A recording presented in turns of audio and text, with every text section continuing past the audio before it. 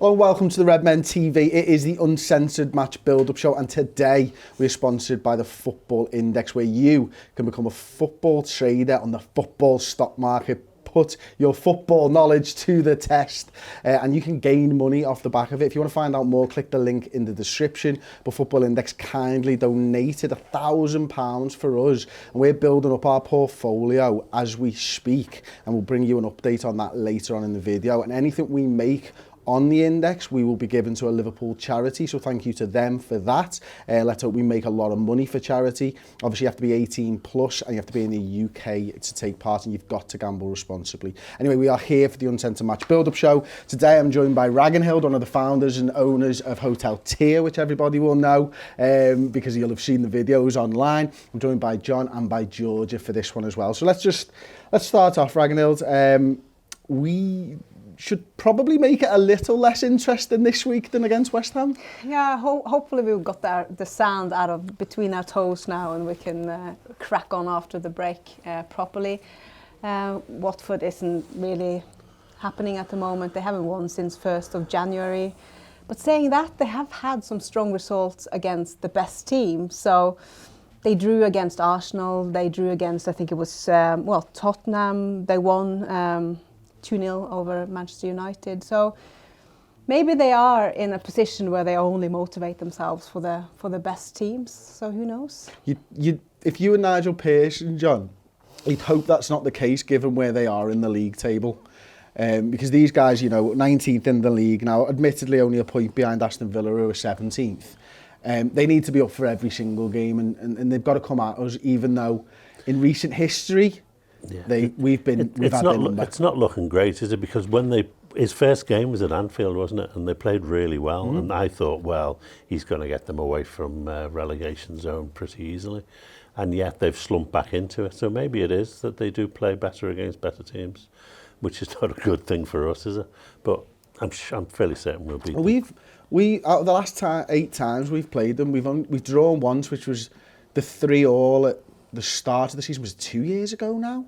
The first away game of the season, it was 3-3, wasn't it? And we conceded a silly one at the end, really from a corner, if I remember. I've got a feeling it was the first game when Milner wasn't playing left back, and we changed our zonal marking scheme, if I remember correctly.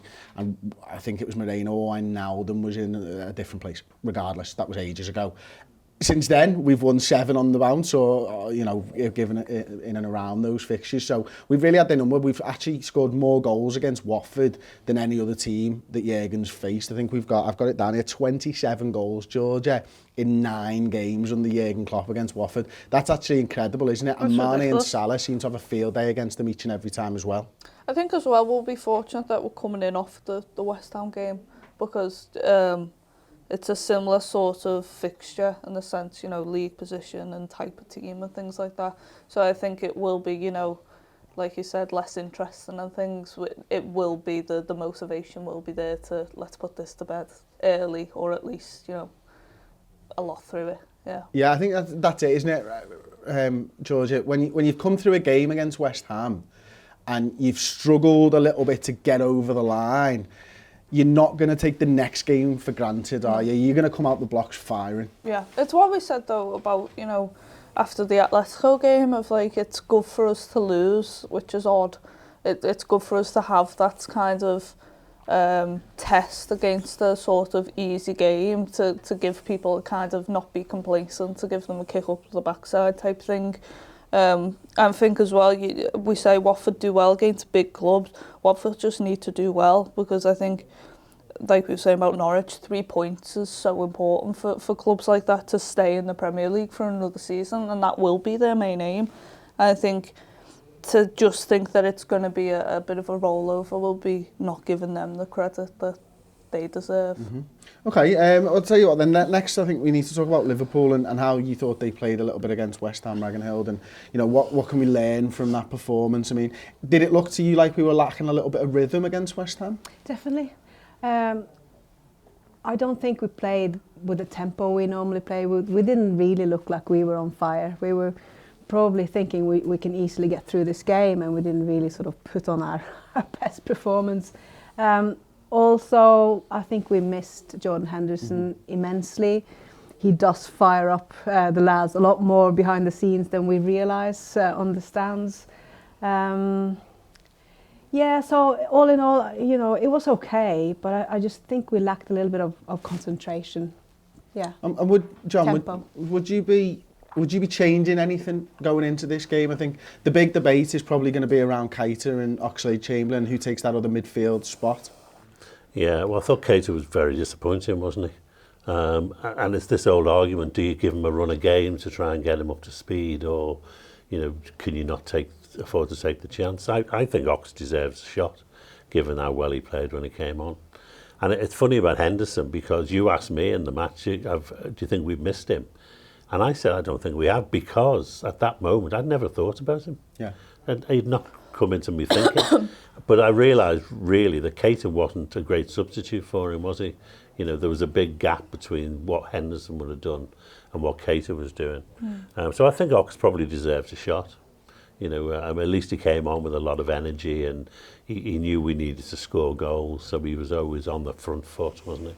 And that's the thing for me. When I think about it, and I talk about Keita and Ox, such different styles, aren't they? Yeah. One of these guys is sort of Keita. He's a bit enigmatic. He dribbles in such a seemingly strange way to me. His head's up. He's looking for passes. He's not looking at the ball at his feet, and he's dinking past players. And he seems to show up like a phenomenally, on the stat sheet. When people are in the ground, they're so divided on him as to whether he's had a good game or a bad game.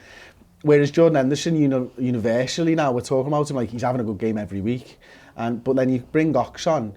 Now, did he perform because they'd been softened up? They were a little bit tired towards the end of the game. They'd been chasing us for large portions of the game. Or did he perform because it was the directness that he plays with that opened up, the spots during the latter parts of the game? Would it have worked in reverse? Would Ox have struggled for the first 60 and Keita come on and the game opened up? What do you think?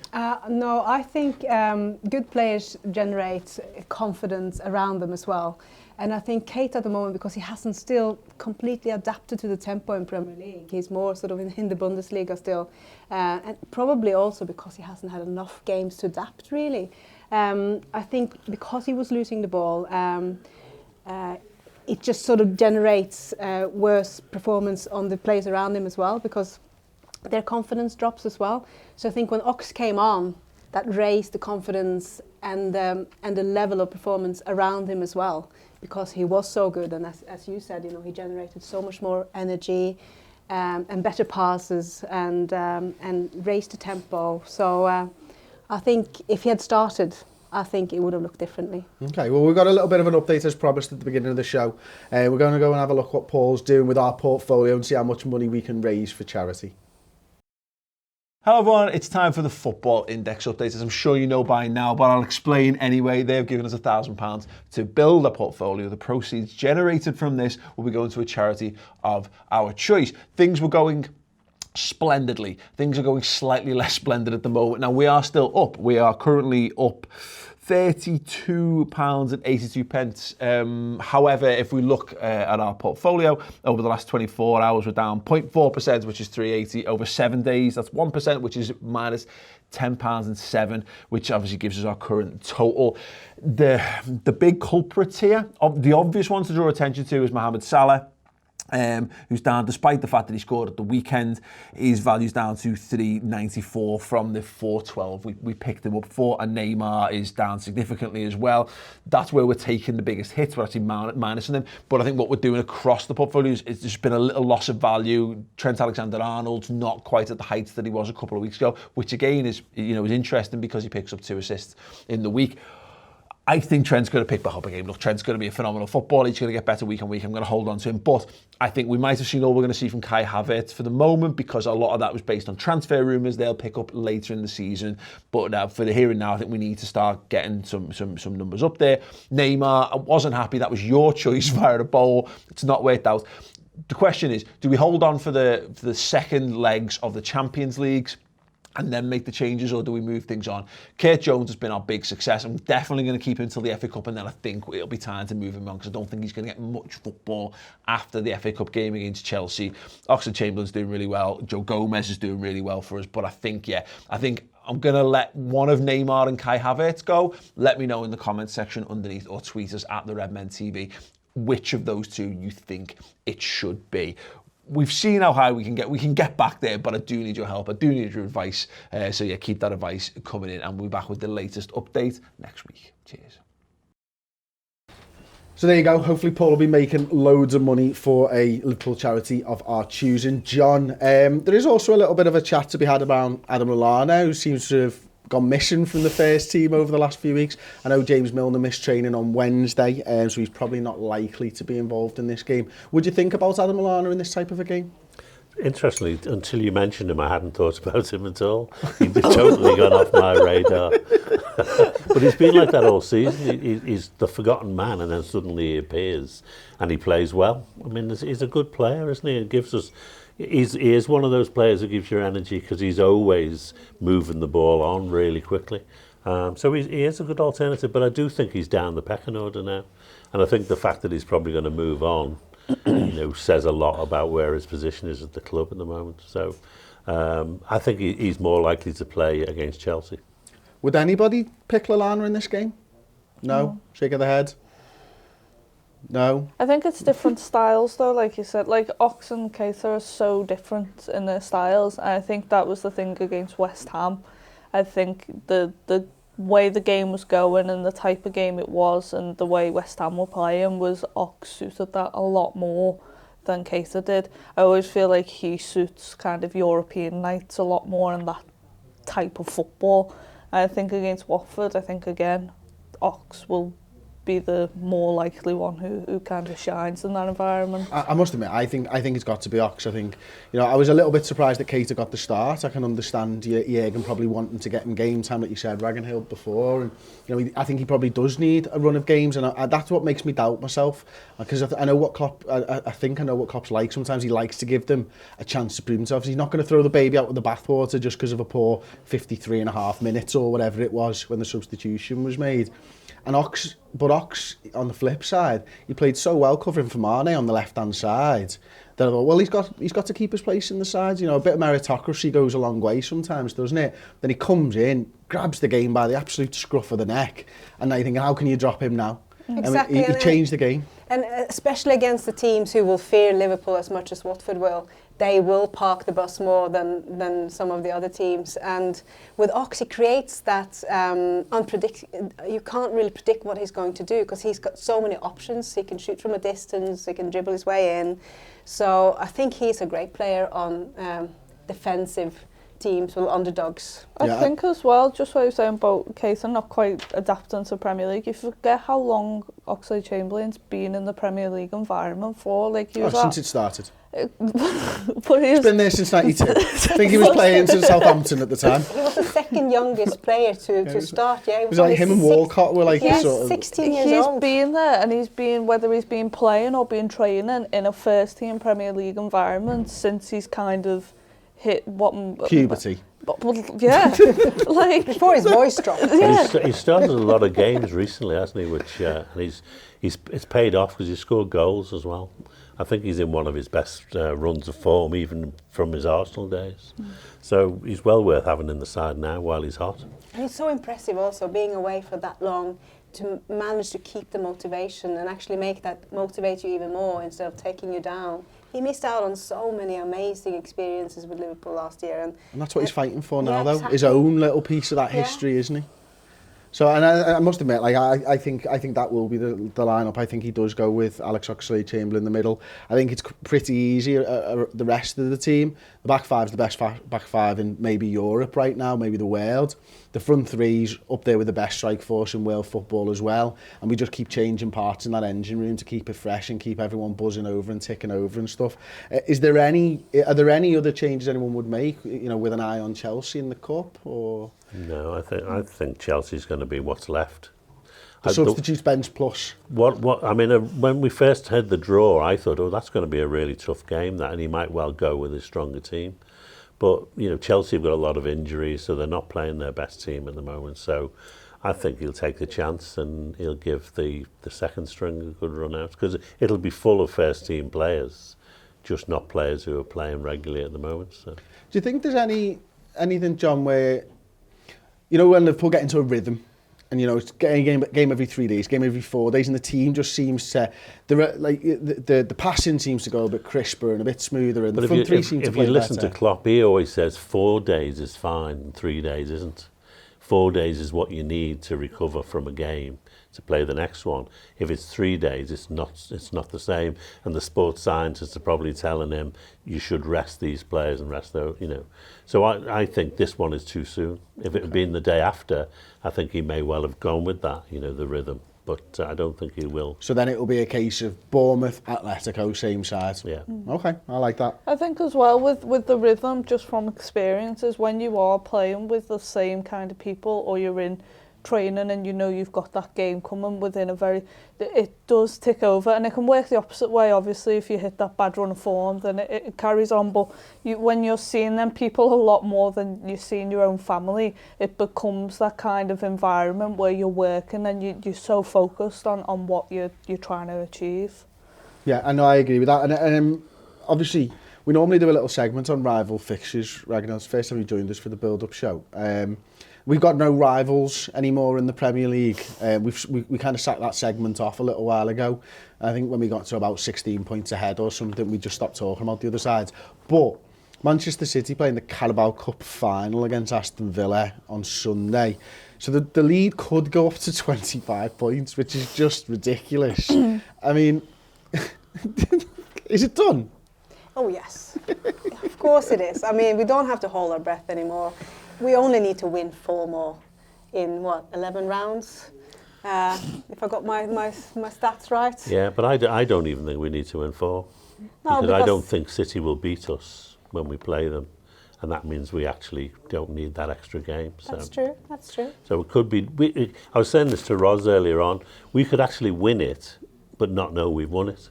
We have to keep on playing until more points are dropped by the opposition. You do want there to be a game where you win the league, though, don't you? Yeah. And you want it to be home. Yeah, Anfield, I want it to be really. at Anfield. I mean, people talk about it and they're like, Goodison and all that. It's like, you know, the joy of being with 50,000 other Liverpool fans. Yeah. I would never change that for the world. I want it to be at Anfield. I You want it to be the people who watch the That game was with. don't you? what was so special with Aguero and QPR and things like that, was the atmosphere and the things like that it created. Like, it wouldn't have been the same if it was the otherwise, but I'd rather be at home. That was a mad one, that, and I hate talking about that. But we were talking about that in the office the other day, like greatest Premier League moments. And I think 2 or 3 of the lads who work behind the camera was like, that's the greatest Premier League moments. And I was like, no. Collymore closing in and Newcastle 4-3, that's the greatest Premier League moment. I don't give a damn about someone shouting about Aguero and then winning the league. Great moment, admittedly, but not my favourite moment. Sod off, Aguero.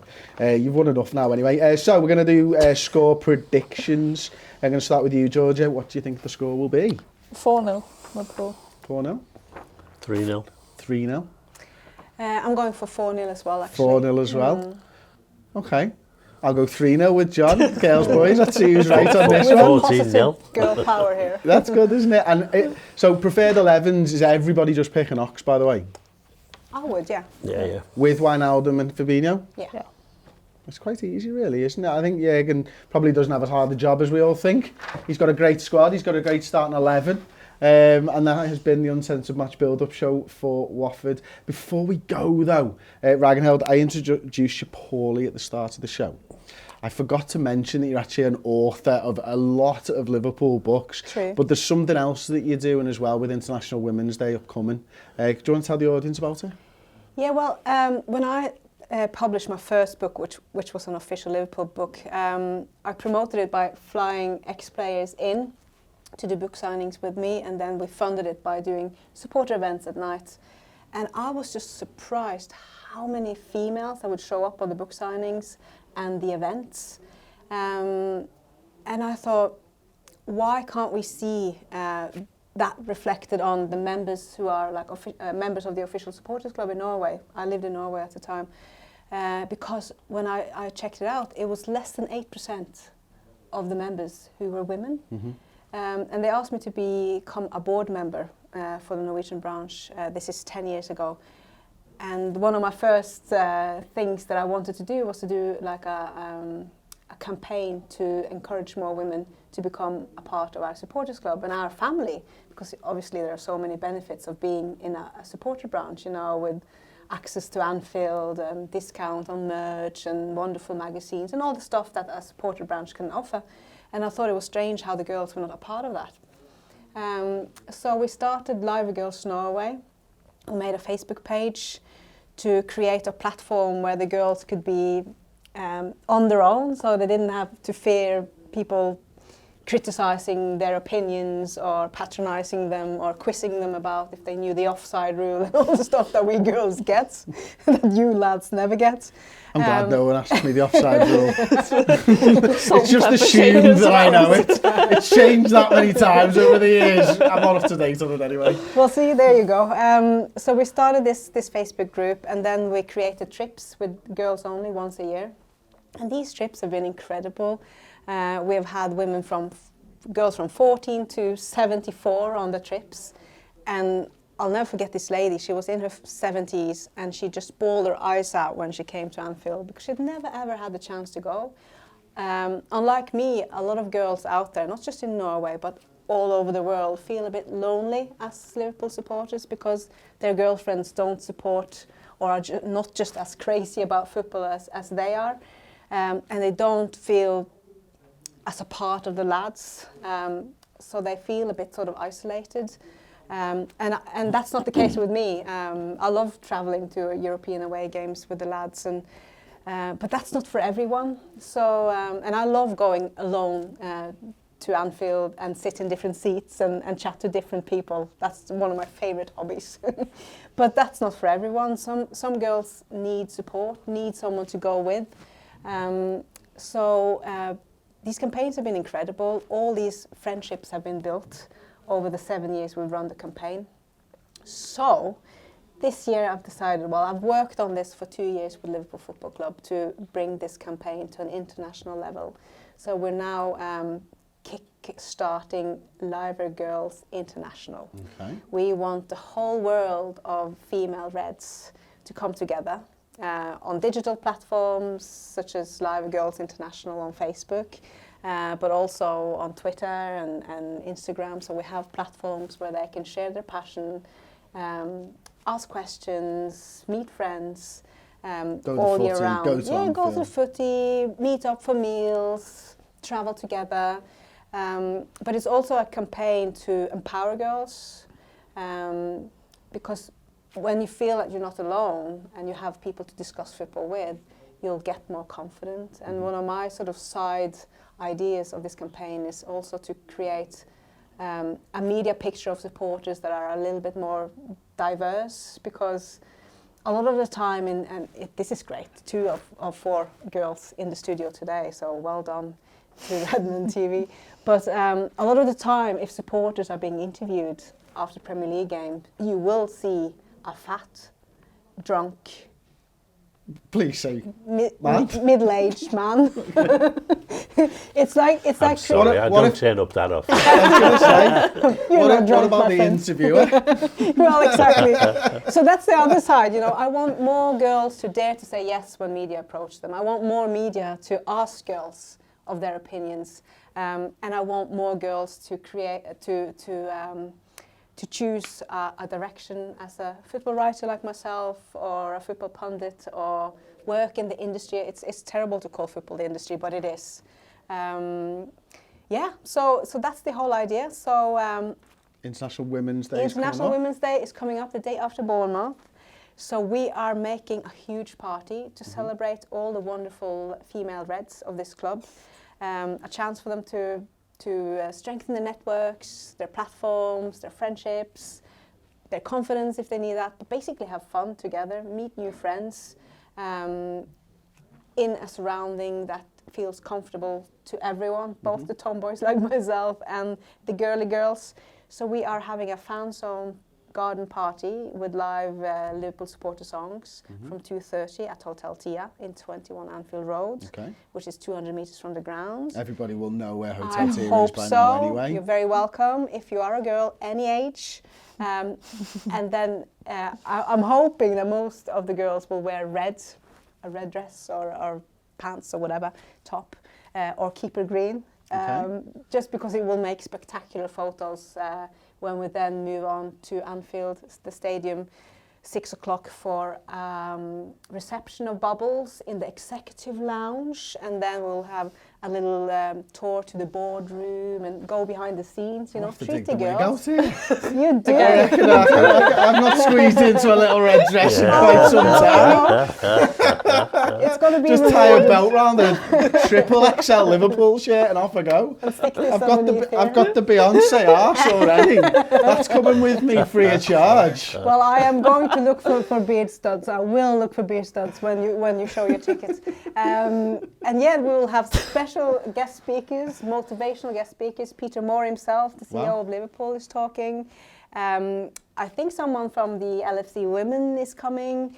The incredibly inspirational Lizzie Doyle, producer of the award-winning Anfield Rap, is coming to talk. I'll be hosting it, and there will be a very special Liverpool legend. It's a surprise for now, who's going to come and join us as well. And we'll have a wonderful dinner, and then you'll have George Sefton, the voice of Anfield, as our very special DJ. Lovely. So we can dance the night away with George, which is just incredible. So it is making history from the fans to the fans. Brilliant. Some proper girl power, and we hope that this can create the start of a movement throughout Premier League. All the clubs, all the top flight international clubs, think about the girls, encourage the girls, welcome the girls, because, you know, it is England's biggest girl sport, it's Norway's biggest girl sport, football. Football is about to become the world's biggest girl sport as well. So we can't forget them. But this isn't a campaign for women's football. This is a campaign to support the female supporters, whether you like men's the LFC women or the LFC men's. Brilliant. Well, we'll put the link in the description where you can buy the tickets and stuff like that as well. It's great. Sunday the 8th of March, 2:30. You have to be there, is it? Well, anytime. And it's free. You know, the fans all mingle is free for anyone. You don't need, well, all the girls, you don't need a ticket for that. But 6 o'clock, we walk over to Anfield for the reception and the dinner. Cool. Brilliant. Sounds absolutely brilliant.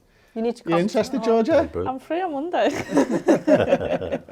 Brilliant. Well, there you go. Thank you very much, Ragnhild, for coming in and talking about it. If you are a female Liverpool fan, the link is in the description. If you fancy it and you can make it over, I'm sure it'll be brilliant. We're going to catch up, I think, a little later on in the year in Vegas, maybe, Ragnhild? Oh, yes. That'll be so much fun. Can't wait for that. You know, I've just started planning now the grand finale of the show on Saturday. Okay. We're going to do a Champions Night. And it's going to be a journey throughout, you know, the successful years of Liverpool with songs along the way and the different legends talking about different sides of winning mentality and the European nights. And, it's going to be so special. And most importantly, what happens in Vegas stays in Vegas. So there you go. Thank you very much for watching. Don't forget to like the video, subscribe to the Redmen TV. We'll see you next time. Ta-ra.